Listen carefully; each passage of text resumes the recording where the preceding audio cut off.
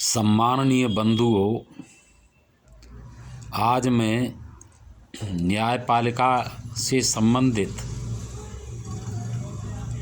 अपने विचार आपके सामने रखता हूं। इस समय कार्यपालिका और न्यायपालिका के मध्य कॉलेजियम को लेकर के बड़ी बहस छिड़ी हुई है। भारत एक लोकतंत्रात्मक राष्ट्र है और लोकतंत्र में निष्पक्ष न्यायपालिका का होना बहुत आवश्यक है। और निष्पक्ष न्यायपालिका तभी हो सकती है जब वह स्वतंत्र हो। भारत में कॉलेजियम व्यवस्था लागू है। न्यायपालिका अपने न्यायाधीशों की संस्तुति प्रस्ताव अपने आप भेजती है। न उनका इलेक्शन होता है न सिलेक्शन होता है, मनोनयन करती है। कॉलेजियम का मतलब है कि न्यायपालिका के न्यायाधीश जजों का मनोनयन करते हैं और सरकार उस पर सहमति दे देती है। अब दूसरा प्रश्न यह है कि न्यायपालिका का काम क्या है? संविधान का पालन करवाना, देश में कानून का शासन सुनिश्चित करना। क्या न्यायपालिका अपने इस कर्तव्य को पूरा कर पा रही है? क्या भारत में हर नागरिक सुरक्षित है? उसके अधिकार, हित, सम्मान, संपत्ति सुरक्षित है? इतने भ्रष्टाचार, इतने अपराध, इतनी अराजकता जो फैली हुई है, उसके लिए कौन जिम्मेदार है? किसका कर्तव्य है कि वह इन पर अंकुश लगाए? जब वह कॉलेजियम है तो फिर इसके लिए न्यायपालिका के अतिरिक्त कौन जिम्मेदार है? और जब वह अपने कर्तव्य को पूरा नहीं कर पा रही है तो क्यों उस पर प्रश्न खड़े किए जाएं? जब किसी मर्ज की एक दवा काम नहीं आती तो दूसरी दवा उस पर इस्तेमाल की जाती है कि नहीं की जाती है? एक अन्य बात मैं यह पूछना चाहता हूँ न्यायपालिका से कि कॉलेजियम का क्या अर्थ होता है? यह कॉलेजियम शब्द कहाँ से आया है? कॉलेज से क्या इसका कोई संबंध है? क्या कॉलेज का केवल स्टाफ कॉलेज बन जाता है? कॉलेज की सबसे महत्वपूर्ण इकाई क्या होती है? विद्यार्थी। यदि विद्यार्थी खुश हैं, अच्छे पढ़े लिखे हैं, अच्छा सीख रहे हैं तो कॉलेज अच्छा। और विद्यार्थी यदि नाकारा हैं, अयोग्य हैं तो कॉलेज खराब। कॉलेज के कई अंग होते हैं: विद्यार्थी, शिक्षक, मैनेजमेंट, अभिभावक। उसी तरीके से क्या न्यायपालिका के कॉलेजियम में कोई दूसरा अंग है कि अकेले यही जज ही कॉलेज बन जाएंगे? क्या पुलिस प्रशासन से न्यायपालिका का कोई सरोकार है? क्या बार कौंसिल से कोई सरोकार है या सदन से कोई सरोकार है?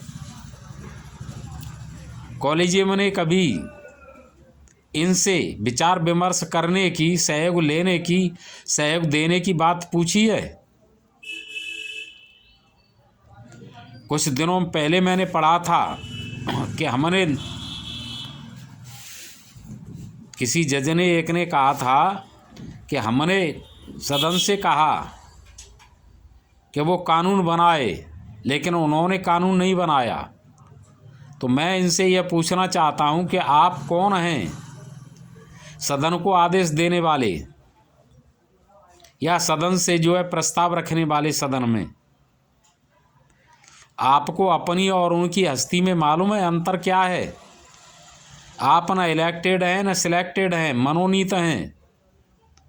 और सदन जनता के बहुमत द्वारा चुने गए प्रतिनिधियों का समुदाय है जो सर्वोच्च है।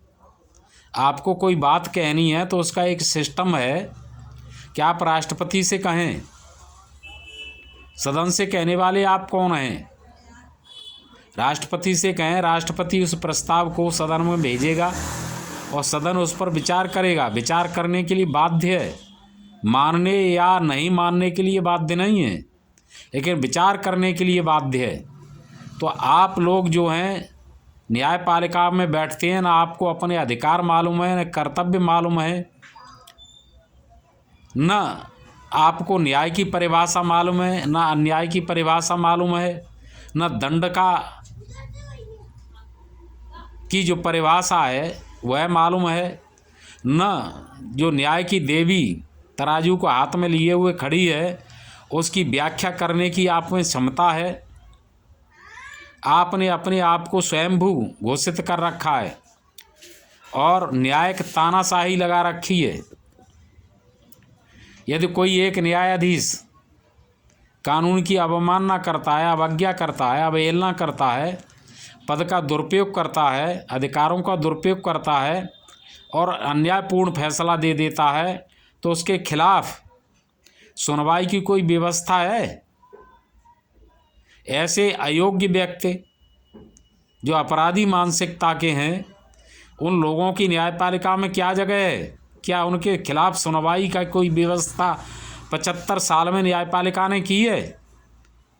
जो फरियादी है, पीड़ित है, वह एक न्यायालय से दूसरे न्यायालय में जाए, दूसरे से तीसरे में जाए, तो वो इसी का हो गया। इतने समय में उसका जो नुकसान होगा, जो उसका उत्पीड़न होगा, उसकी भरपाई कौन करेगा? इन प्रश्नों पर कभी विचार किया है? न्यायपालिका एक के बाद एक अंट संट फैसले देती रहती है। विवाह संस्था से संबंधित जितने भी उसके फैसले हैं सब बेहूदेपने के हैं, चाहे वह लिव इन रिलेशन का हो, चाहे विवाह पूर्व सेक्स का हो, चाहे वह विवाह के बाद एक पति और पत्नी के रहते हुए दूसरे पति या पत्नी से पुरुष से शादी संबंध बनाने का हो या समलैंगिकता का हो। आपने एक से एक ज़्यादा निकृष्ट फैसले दिए हैं। आप जनता के प्रति जवाबदेह हैं। आप जो शहंशाही शाहों जैसे, राजाओं जैसे ठाट बाट भोग रहे हैं, वह जनता के खून और पसीने की कमाई है। आप जनता के प्रति उत्तरदायी हैं क्या? क्यों नहीं आप पर प्रश्न किए जाएं? कॉलेजियम की कभी आपने बैठक ली है? मैं चाहता हूं कि पूरे भारत में न्यायपालिका को लेकर के बहस हो, खुली बहस हो, और स्वयं न्यायपालिका अपने माध्यम से इसको करवाए।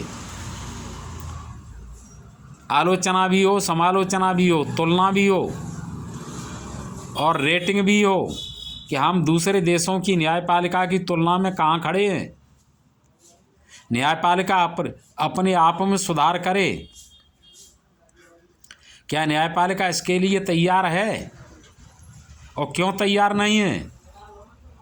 न्यायिक तानाशाही देश को कहाँ ले जा रही है? कितनी बर्बादी हो रही है? न्यायपालिका क्या यह नहीं कर सकती है? सर्वोच्च अदालत जो है, सुप्रीम कोर्ट, क्या अपने वो कुछ अधिकार, कुछ काम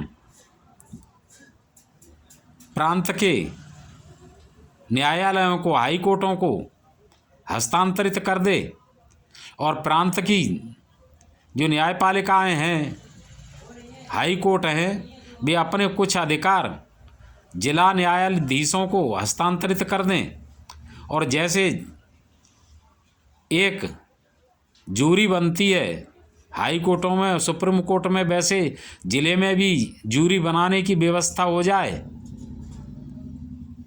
इसके साथ ही जो जज गलत करते हैं उनके खिलाफ सुनवाई की कोई व्यवस्था हो, हर फैसले का वाचन होना चाहिए। और इसके साथ ही मैं यह भी कहूँगा कि ज़रा अपने अधिकारों और कर्तव्यों को समझें। देश में इतने कानून बनते हैं, उन कानूनों में जनहित कहाँ होता है, देश हित कहाँ होता है। सरकारी तंत्र, राजनेता अपने स्वार्थ के लिए, अपने हित के लिए, अपने सामूहिक लाभ के लिए उसमें अंट संट उपबंध डाल देते हैं। आपने कभी वाचन किया है?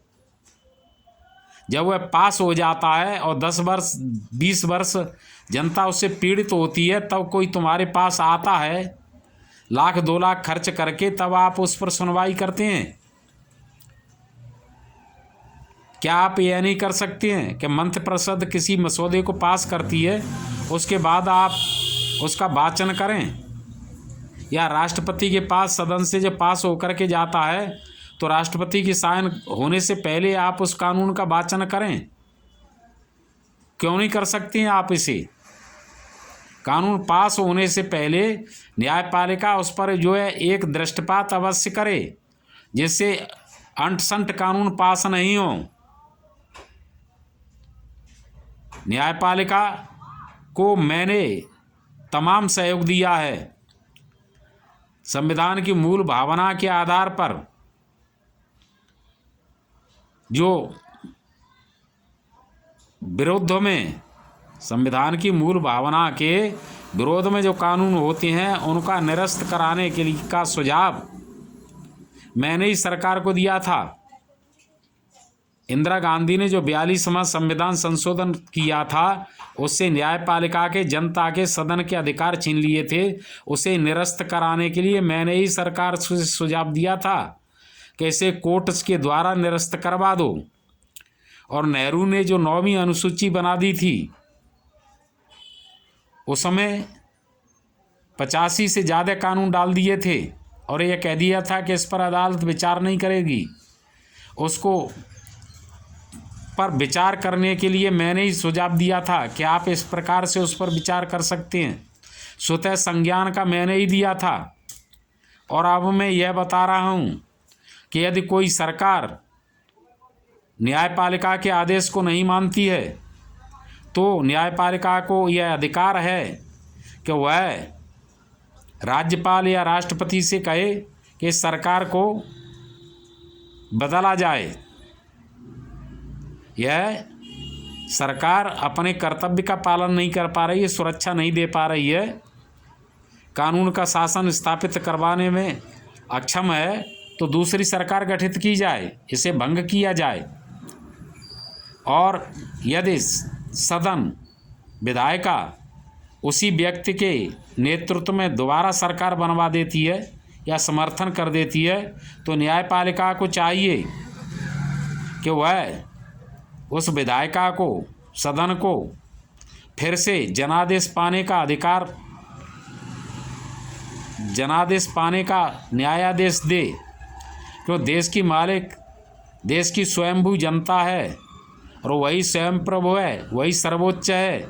उसके द्वारा हस्तांतरित किए गए अधिकारों का ही कार्यपालिका प्रयोग करती है, न्यायपालिका प्रयोग करती है, विधायिका प्रयोग करती है, प्रशासन प्रयोग करते हैं। और यह जनता अपने हित के लिए और देश के हित के लिए उनको देती है। जनता को क्या सरकार के सभी अंग यह अभी तक एहसास करा पाए हैं कि वे लोकतंत्र में जी रहे हैं?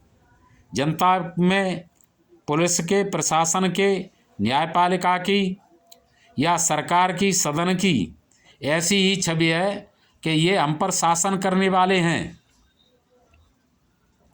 तो मेरा निवेदन यह है कि सरकार के सभी अंग अपने कर्तव्य और अधिकारों को समझें और पॉजिटिव परिवर्तन करें। परिवर्तन का मतलब विकास होता है, विनाश नहीं होता है, सुधार होता है, बिगाड़ना नहीं होता है। लोकतंत्र की भावना का सब आदर करें और जनता का आदर करें। नमस्कार।